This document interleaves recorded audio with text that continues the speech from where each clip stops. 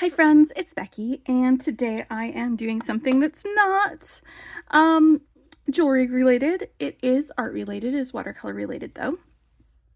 I have been wanting to get started on my palette swatching project that I talked about this a little bit in one of my wrap-up videos, but I have a bunch of watercolor paint and I don't have like a unified place where I have all my swatches laid out. So I got this painter's color diary. I've got actually several of these that I am going to be swatching all of the watercolors that I have so that I stop looking at new watercolors and being like, ooh, I want to get that, because I have enough. I have enough watercolor. I don't need more. And so this will be an extra way for me to play with it, but it'll also be really useful for me because when I want to do a project, then I can flip through these pages and find the perfect shade in whichever one this is. And so I pulled out all of my Rosa palettes. This is Rosa Gallery watercolor. It is a Ukrainian watercolor company, and I have several palettes because they make really good watercolors at fairly reasonable prices. And I have several of their palettes. I have this large 28 color botanical palette. I have a 14 color classic palette. I have a 12 color monopigment palette, and I have a 14 color landscape palette. And it's 14 color because they are or no, it's not 14 colors, 21 colors for the landscape palette, and they're 7 full-size pans across each of these, and these are closed up right now because I hadn't even cracked into this landscape one yet because I have all this other Rosa Gallery paint. In fact, when I was prepping my page with the different color names, their pigment info, and all of that, I found that I had a lot of overlap between these palettes.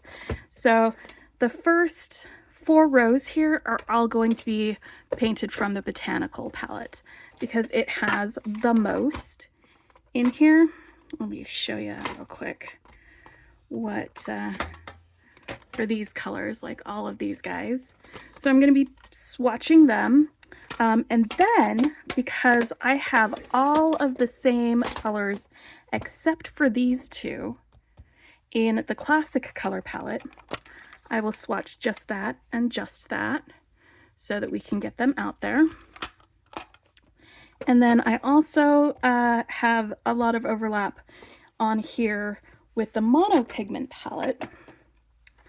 And so I will be painting with the ones that are from monopigment that don't exist in my botanical palette.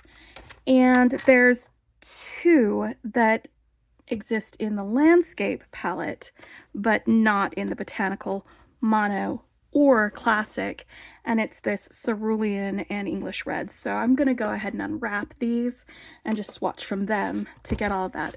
But I made a note here, like I already know that these first 4 rows are going to be in the 28 set. This 14, that's the classic set that I already had. So the 14 is classics, the M is monopigment, the L is landscape. So if there's something that doesn't have those letters above it, it's only in my botanical set. If I have something that's just this 14, it's in both of these. And that way I don't have to swatch the same color several times. I can just do the color the one time.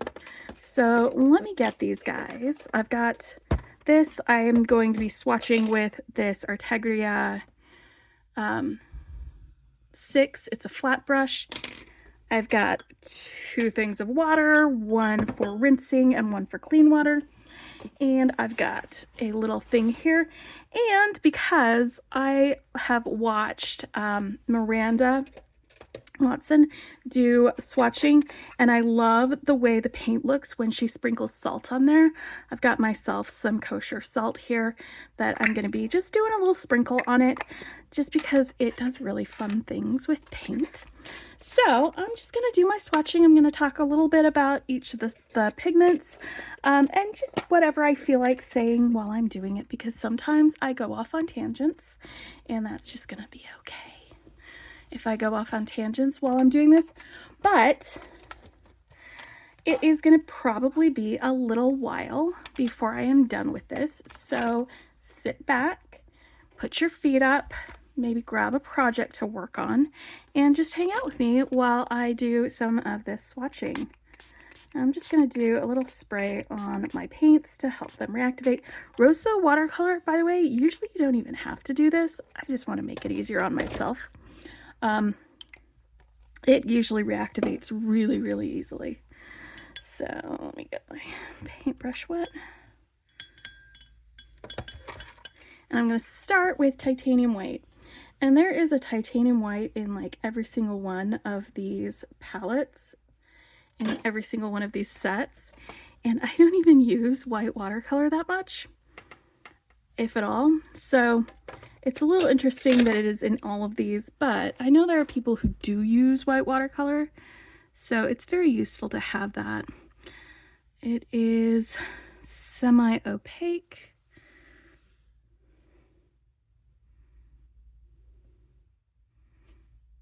I'm just trying to get a little bit of a, see how it covers that white, or covers all of that black heart.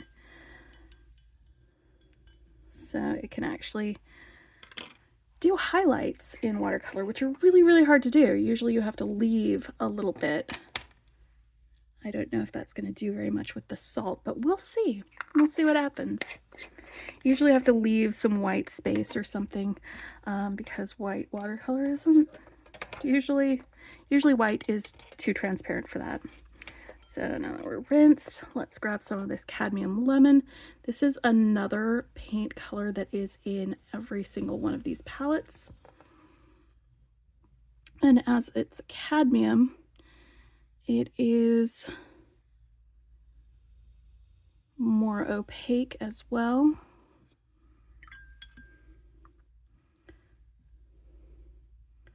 That's just how cadmiums are.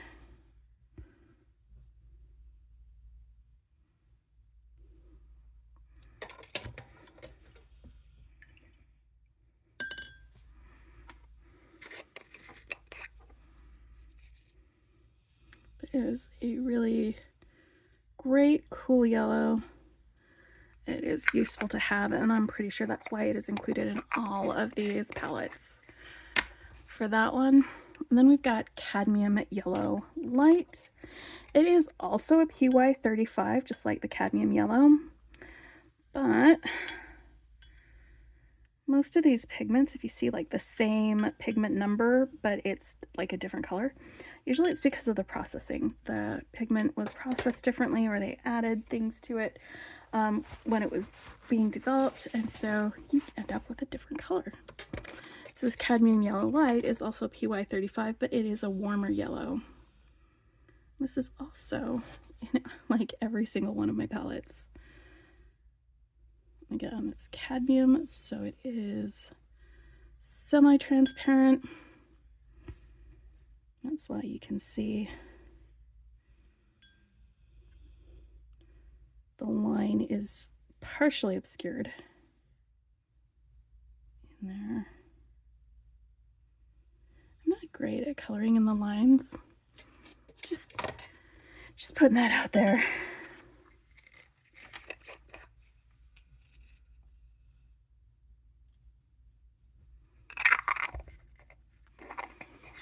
All right, next we've got cadmium yellow deep, which is PY35, but then they also added a second pigment to that. That's the PO20.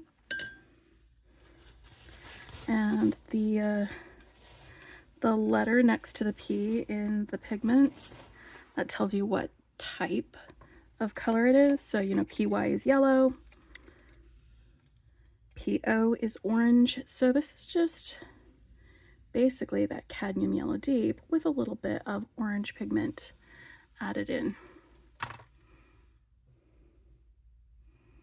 order to get a warmer, this is more of like a dandelion kind of a color. Sunflowers, that's it. That's what it's more like. Sunflowers. But I really like the Rosa because it re-wets well, and it has a super, super big pigment load in it. Most of the wells won't actually dry down. They'll remain a little bit tacky. Really similar to like Sennelier or M. Graham or something like that.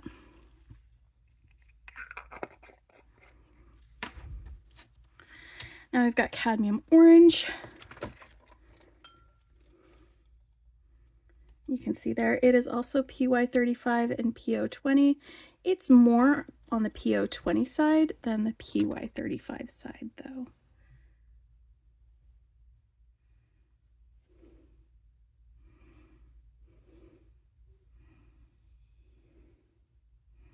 I'm trying to get mass tone on one side and then a more diluted just on the other side of these squares so that we can get a bit of a range in the color impact. That's another thing that the salt does, is it will pull some of the paint away from some areas to sort of reveal what it looks like in another concentration. All right, next we've got Flame Red. This exists in the landscape set as well, but not in monopigment or in the classic. Sorry, that cadmium yellow deep only is in the botanical, and the cadmium orange is in the botanical and the classic set. So let's grab this Flame Red right here. And it is actually, in spite of it being a red label, it is an orange pigment. It's PO73. And this looks to be a little bit more of a transparent pigment. You can see that line a little bit better.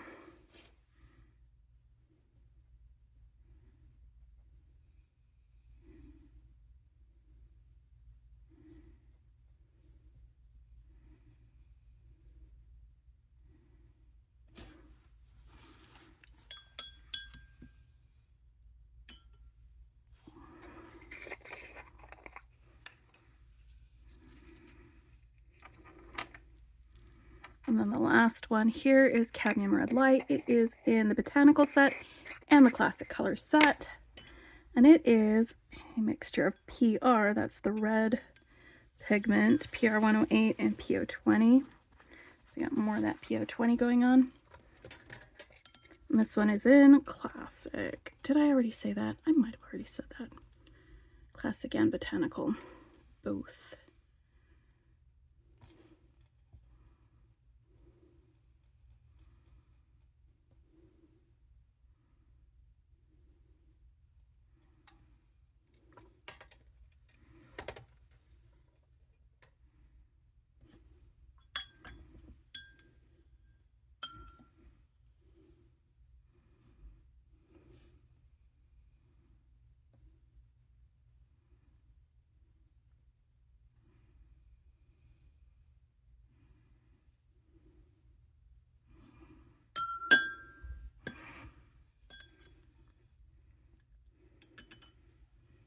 Both of those are nice, bright, fiery, orangey reds, or red oranges.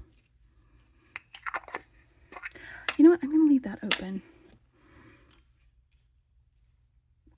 All right, next we've got Brilliant Red down here. It is PR254 and PO73, so it's an R and an O. It's going to be another nice bright red. which is, you know, the name of the color. It looks like it is also semi-opaque, or sorry, semi-transparent.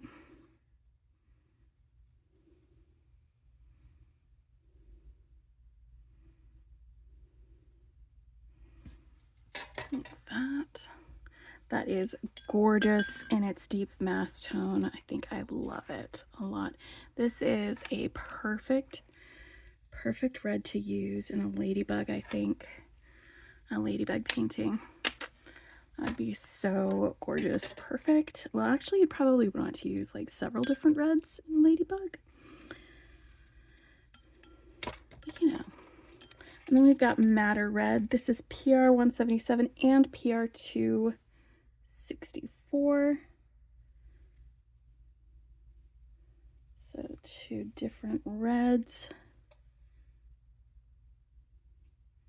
And this one is in the landscape, the classic, and the botanical that I'm working from.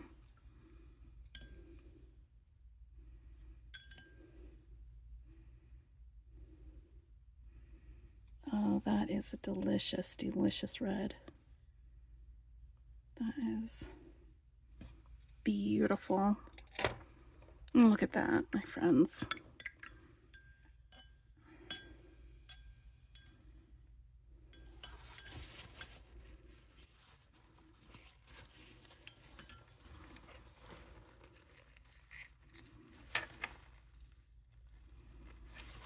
All right, next one we've got Madder Rose. That's a PV19 and PV254. Is it a misprint, I think? Should it actually be a PR254 for that? I don't know. That's just what it said on the label for this. I feel like it's a lot, the PR254, but the PV is a violet pigment, so it's a red with a violet, which gives us this sort of fuchsia magenta color.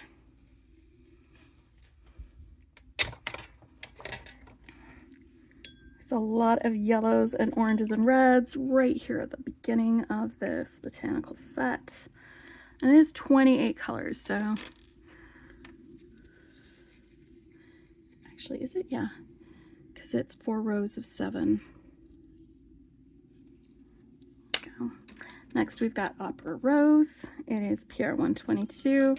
The thing about the Opera Rose is, while it is vivid and bright and beautiful, it is also fugitive pigment, so it looks fantastic when you paint it. But if you leave it somewhere where the sun is going to be shining on it, it may fade over time. So it's better to paint it and maybe take a photo of it, or use like a UV coating or something like that, so that you can have your painting last for a while longer, or keep it somewhere where it's not in direct sunlight. It's not a gorgeous pink though. I mean, you can't have a botanical set without an Opera Rose, right? And then there's Magenta Rose, which is also PR 122, but is a deeper color of that same, like one of them's pink and the other one's more, like the pigment load in this one is just so much higher than in that other one.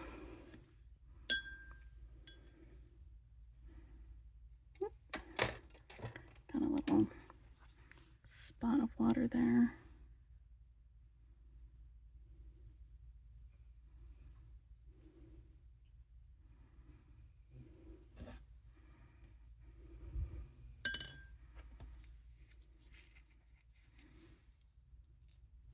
So much pigment. All right, so then we've got a quinacridone violet, which is a PV19 mixed with PB15. And so it is a violet and a blue mixed together, because PB15 is a very bright blue.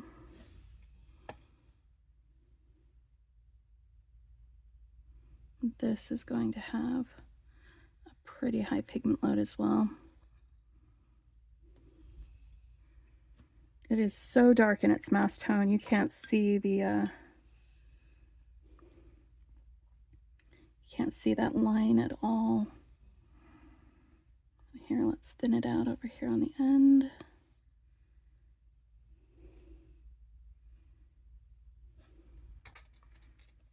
Quinacridone violet. I love that purple. That's a gorgeous purple. And obviously you gotta have that in your botanical set. It is not in any of the other sets that I have. It is only in this one. Well, it might be in some other sets, but not any of the ones that I have. All right, so now we've got violet, and that is just PV23. Single pigment. I wonder why that isn't in my monopigment set. Come on, guys. You need a good violet and monopigment. Anyway, it is in my landscape set as well. Oh, honey. Hold on, this is a very blue violet. Do you see that?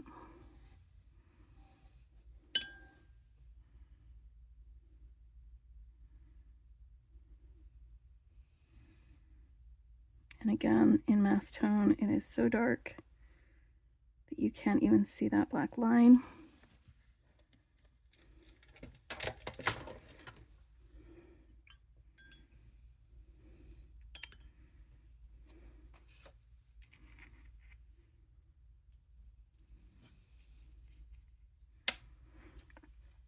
You can already see it's drying a little bit.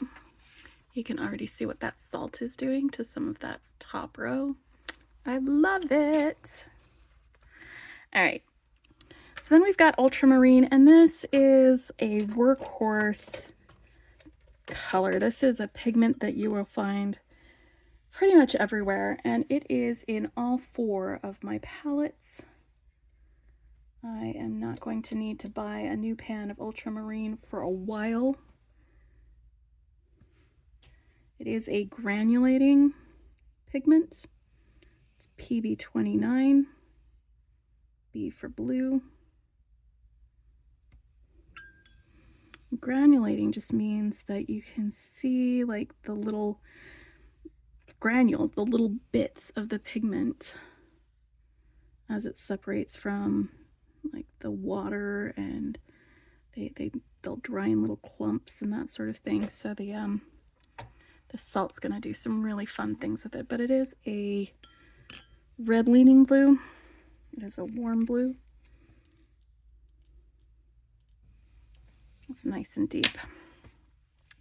Next one on my list is cobalt blue. It is PB28.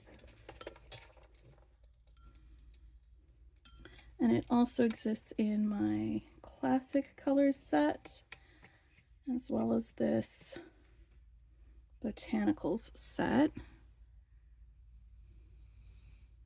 It's semi-transparent and granulating.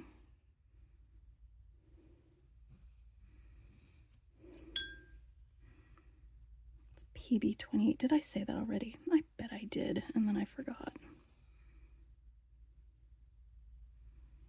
It happens. It's a fantastic sky color. Then we've got just plain blue. That's the name on the thing, is blue. The pigment is PB15. It's not PB15-3 like you get with others, but it is PB15. I think it's like a red leaning phthalo.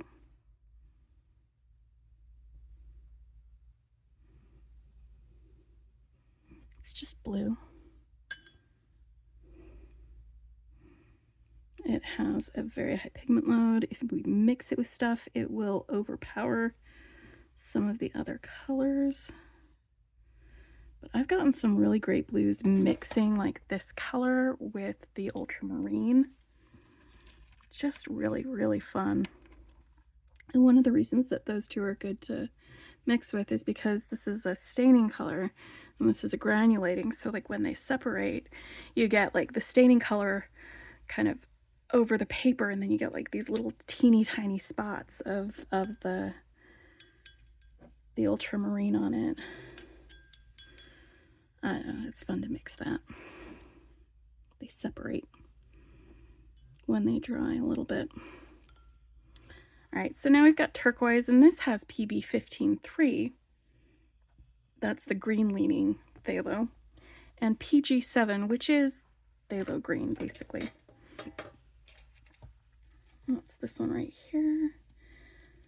So it's basically a mix of two phthalos.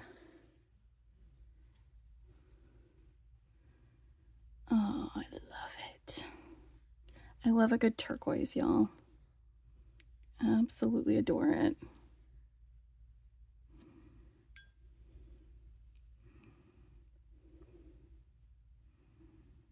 It's actually, I think, if I was to put a label on it, it's less of a turquoise and more of a teal. But I'm not in charge of naming these colors, so I will keep it labeled with the color on the label. Next is emerald green, and that is PG7. We're into our greens, and that is that phthalo color. This emerald green. It's a blue leaning green. It is very strong, very pigmented, and it will overpower your mixes, but it can give you a real great kick. If you take this green and add a ton of the cadmium yellow lemon, you can get a really vibrant, almost neon green. Almost.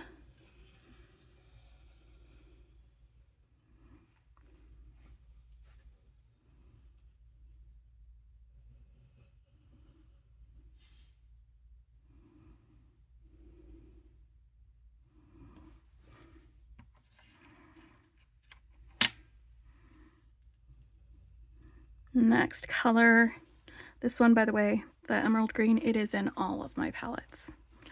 Next is bright green, and that is just in my botanical palette, and it is PY 151 and PG 7, so it is yellow mixed with this green.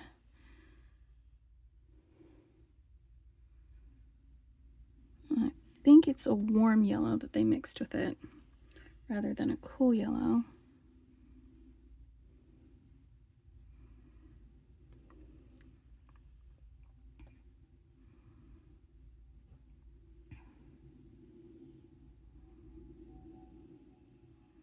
That is a fun green for like painting springtime things.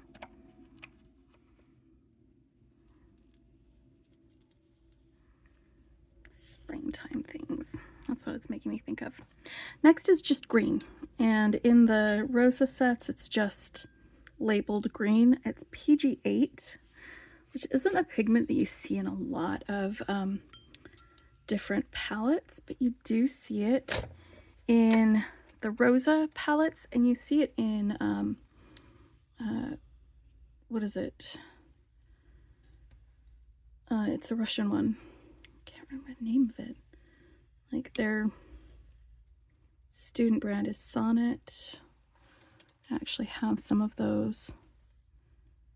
This is a semi-opaque pigment, so you can see it's just absolutely obscuring that black line. And it is a nice earthy color just on its own without having to be mixed with anything else to get that. So it'd be a great starting point to mix like an olive or something like that, because it already has those earthy tones to it, those dark greens. Be a really great grass green, I think, in my opinion. This one is olive green actually, and it has PG17. It's another green pigment. PY1, yellow pigment, and PBK7, which is a black pigment. It is in my landscape box as well as this botanical box. It is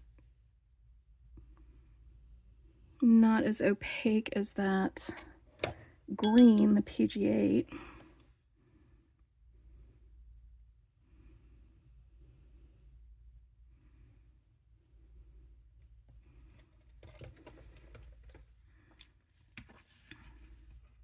Oh, I forgot to salt that guy.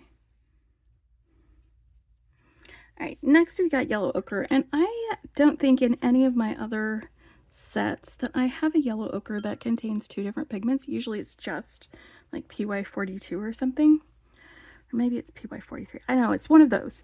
But this one has both. It has PY43 and PY42, and this is also in the classic and landscape ones, and because it's an earth pigment, it doesn't re-wet quite as easily as the other ones. So I'm just taking a little extra time to kind of dig at it a little bit with my brush so I can pick up a good amount of mass tone here. And I think it's actually combining two of the pigments is why it isn't as opaque as yellow ochre usually is. It also feels like it's a little bit browner than yellow ochre usually is. But these are just one of those weird quirks about Rosa that makes it a little bit different from some of the others. It might bother you. It doesn't bother me. But then we've got the raw sienna, which is PBR7. We're getting to the brown pigments. PBR7 with PY42.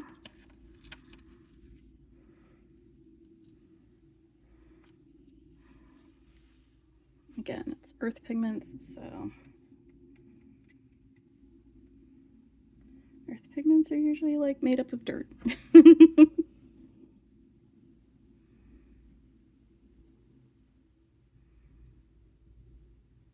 This is just in the botanical one. It is not in any of my other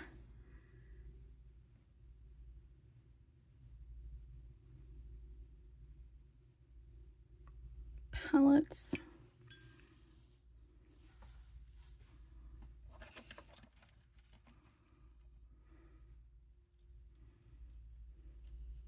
Then we've got burnt sienna. This is a PR101. That is a red earth pigment, so it's going to be a reddish brown when I pick that up. It is not going to be as red as this one. It's the English red. We'll get to that one eventually. They are both PR101s, but again, differences in processing will give you different results in pigments.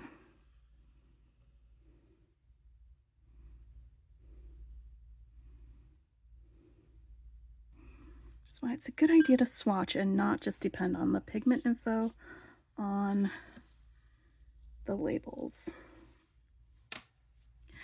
All right, now I've got umber, not burnt umber, not raw umber, just umber.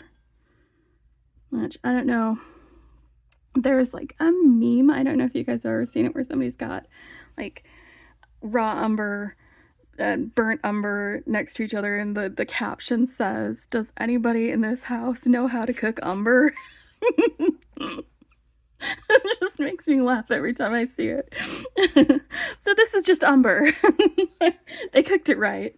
It is PBR7. It is purely one pigment, and it is in every single one of my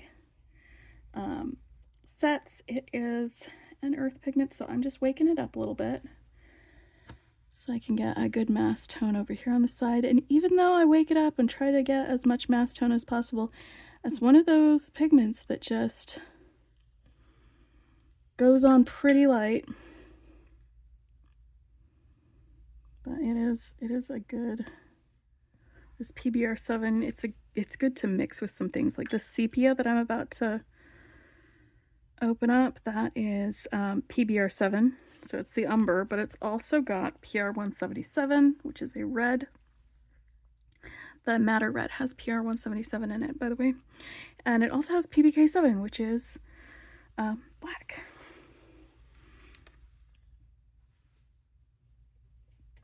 So this sepia, I think, is one of my favorite, like darker grayish neutral colors. It's like a warm gray,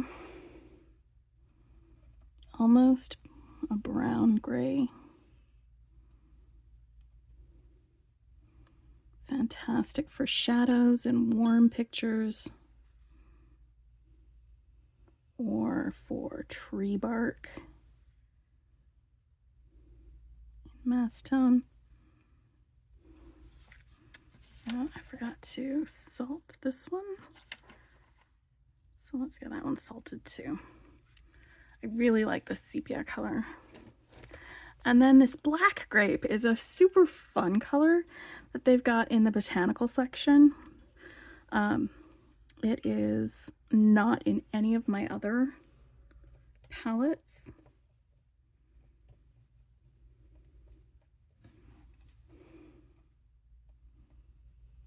And then it is in mass tone. I'm going to dilute it out so we can see what different colors we see in here, but it is PBK7, PV19, and PV3. Oh, this is a nice, cool black.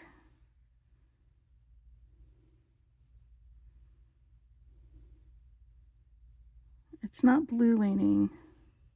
It is black grape. It's leaning towards purple rather than blue.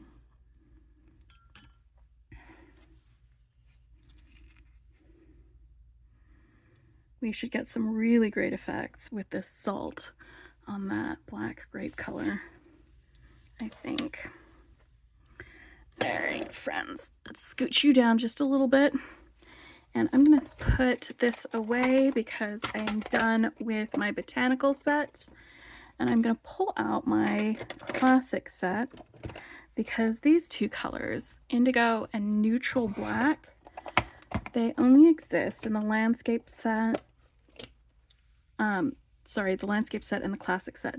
And I don't feel like unwrapping them from the landscape set since I've already got them unwrapped here. Let's go ahead and pick up this indigo. It is PB 15.1, 15.1, PV 19, and PBK 7. So it's got a deep blue, it's got a little bit of black leaning, it's got a little bit of violet to tone it down.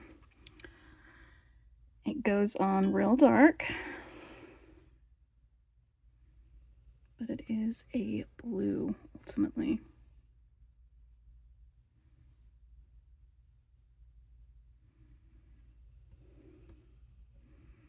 This is that indigo.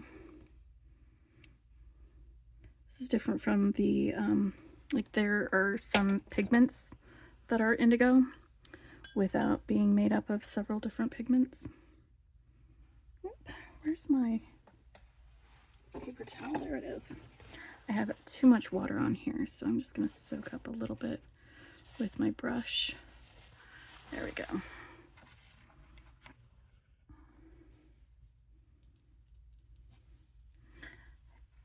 I think it's PB 27. No, that's Prussian blue. I don't know, it's something. So then we've got neutral black. That's this guy over here in the corner.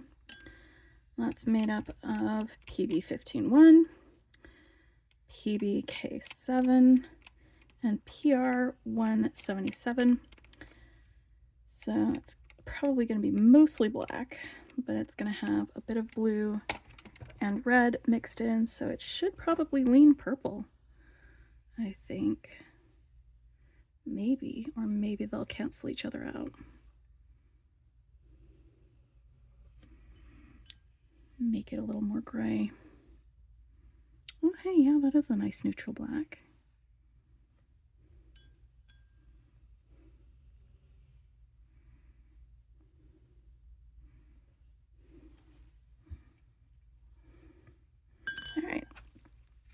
the salt will do some magic. I'm just gonna pull this up so you can see what happened with this violet, with the quinacridone violet. Look what that salt did to this turquoise, to the cobalt blue, to this olive green. Look at that separation there. That's fantastic. I love what salt does to watercolor.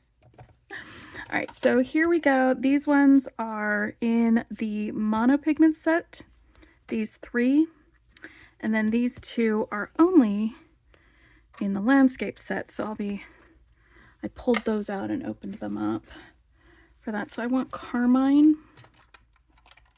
It is PR 170.1. That's this one right here. This other red right here, that is Magenta Rose. We already swatched that one, so let's grab this Carmine right here. This is going to be more of a true red.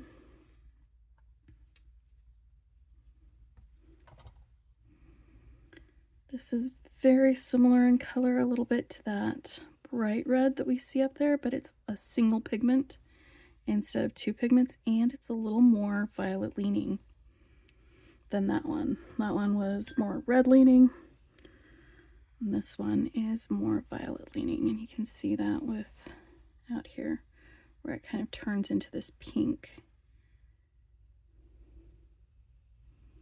for that Carmine. Isn't that beautiful? I love it. All right, then we've got bright blue, which is a 15.3. It is going to be, this is PB15. This is PB15.3. See if you can tell the difference. I'm pretty sure this one is it. Or is it this one? Hold on. I gotta check. I actually had them swatched in this. Ultramarine. Bright blue is the one in the corner. All right. Oof. What are you doing on the floor?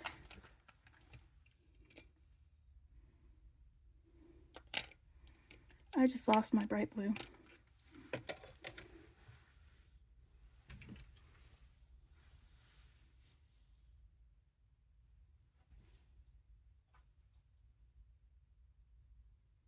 It fell down.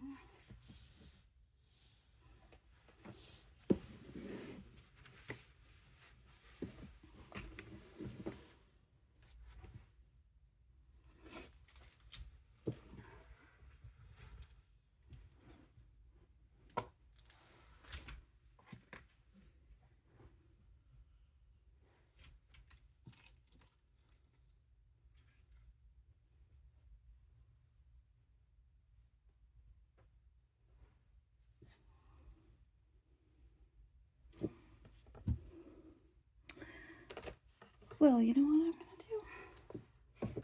I'm going to come back to that.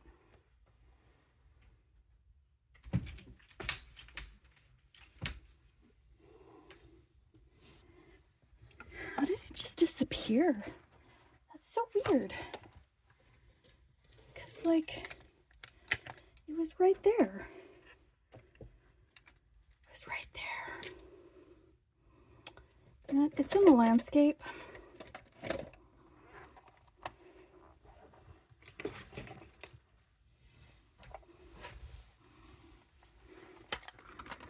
So let's pull that out of there, and I will find it later from there.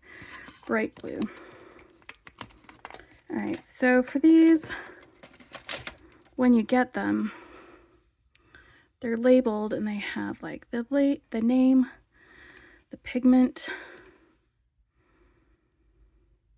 transparency, light fast ratings.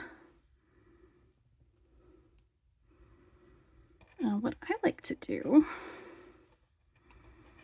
is pull these off like that.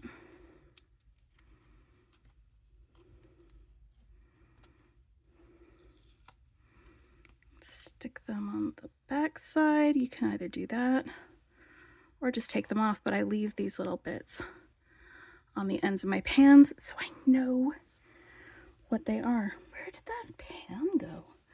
It fell out of the palette and I have no idea where it went. That is so weird, guys. So weird. I'm dripping water everywhere.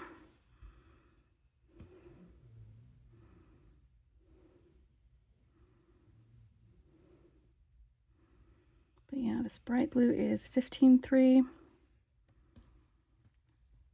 I don't know if you can tell, but it is a little more green leaning than this blue is.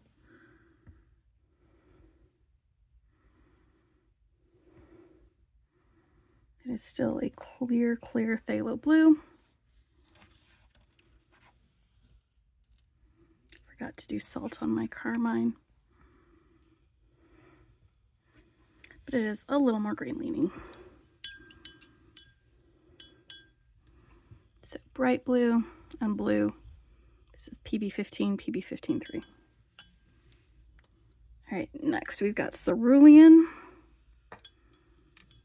That is PB36, and this is a granulating color too.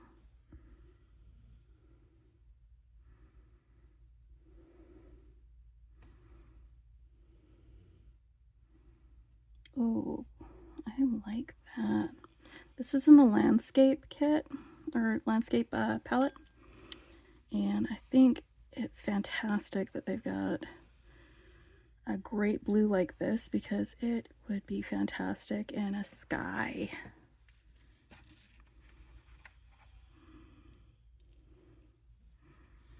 All right, so then we've got burnt sienna as well. This is in both the monopigment and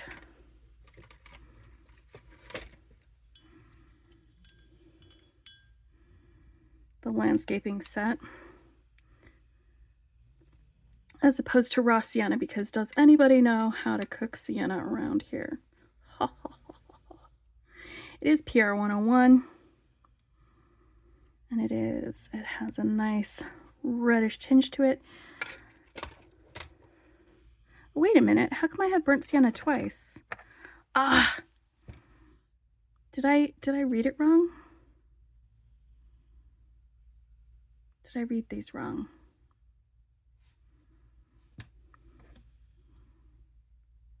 You know what? It's fine.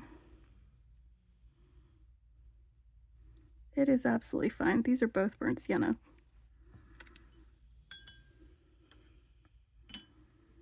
So it looks like I did swatch that one twice. And then this English red is also PR 101, and it is only in the landscape palette. My intention with this, by the way, is to swatch all of my paints, and I'm just starting with my Rosa Galleries, because the way that these pages are set up with 7 across works out really well for these palettes.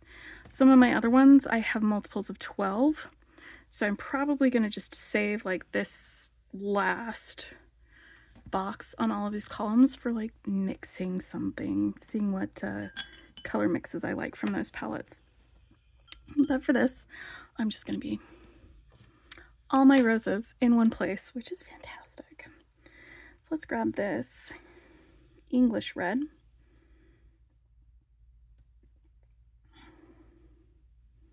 Oh, that is a deeper red on that brown. It's kind of good that it's right next to it.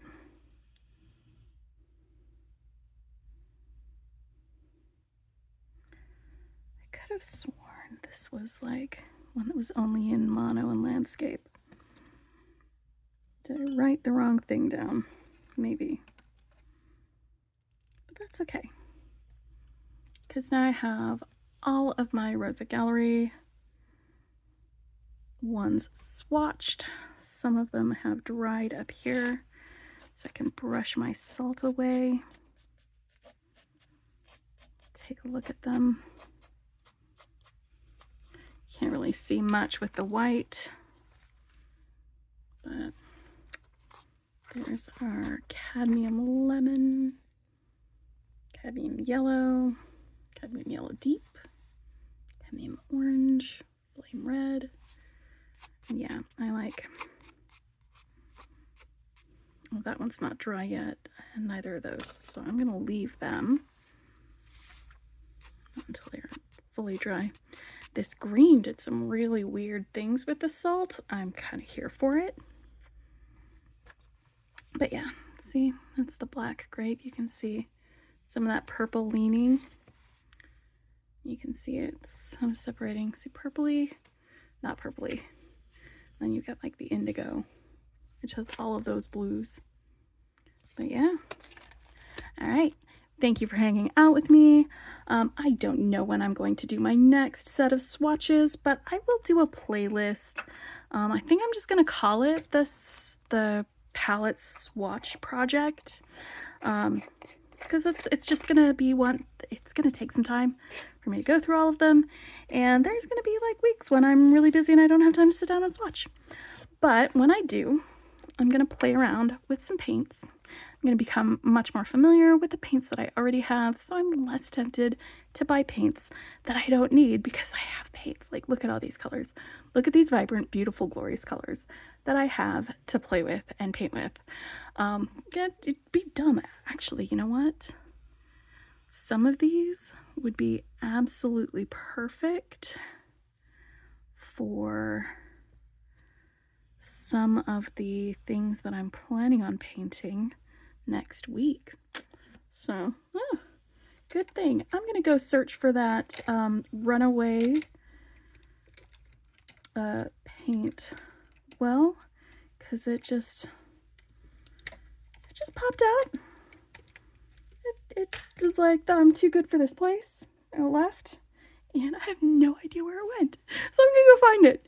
Anyway, I hope y'all are having a fantastic night, a fantastic week, and I will talk with you later. Bye.